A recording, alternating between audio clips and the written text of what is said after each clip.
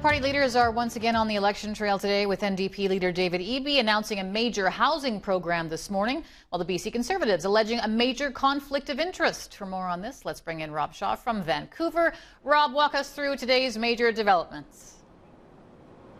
Well, Stacey, BC NDP leader David Eby announcing a new housing program today. You might remember it from a couple weeks ago, where it was a program to offer to help you pay your mortgage. And now today he's expanding that province-wide as part of his housing affordability program. The target is middle-class voters, first-time home buyers with incomes of up to $192,000 who don't normally qualify for government aid but are still struggling to afford a home. And just as importantly, are swing voters in this election campaign. Here's how the program would work. You would pay 60% of the mortgage on a new home if you qualify, with the government picking up 40% in the form of a guaranteed loan against your property. That would mean you only have to pay $510,000 on an $850,000 one-bedroom condo, for example. You'll see some other examples here. The government loan, 25 years long. If you sell during that time, you repay it with interest plus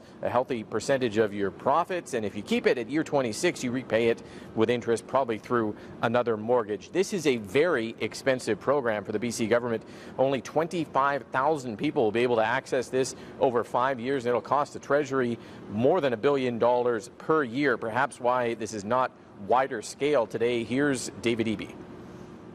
The benefit of this plan means that people will be able to buy with a smaller down payment.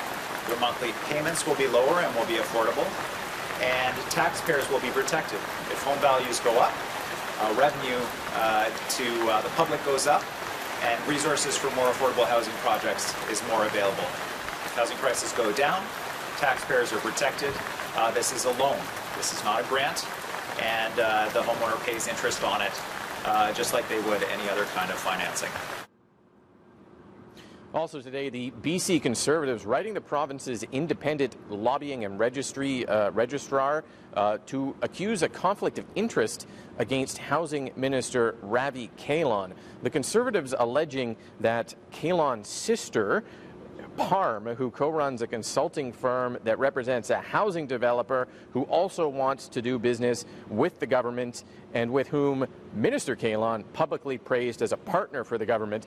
Kahlon denies this, saying his sister doesn't personally represent any housing clients. The company in question doesn't have any provincial contracts, so there's a lot of debate online right now about whether that is true or not. The matter before the lobbyist registrar. Stacey, this is the kind of thing we've been talking about in the election campaign, where whenever there is a policy or a major good news platform announcement by one party, the other hurls out some type of accusation to change the channel and distract voters. Another one of those today, this time on the NDP, as they wrestle with whether that is in fact a conflict of interest with the minister when they want to be talking about their new housing program.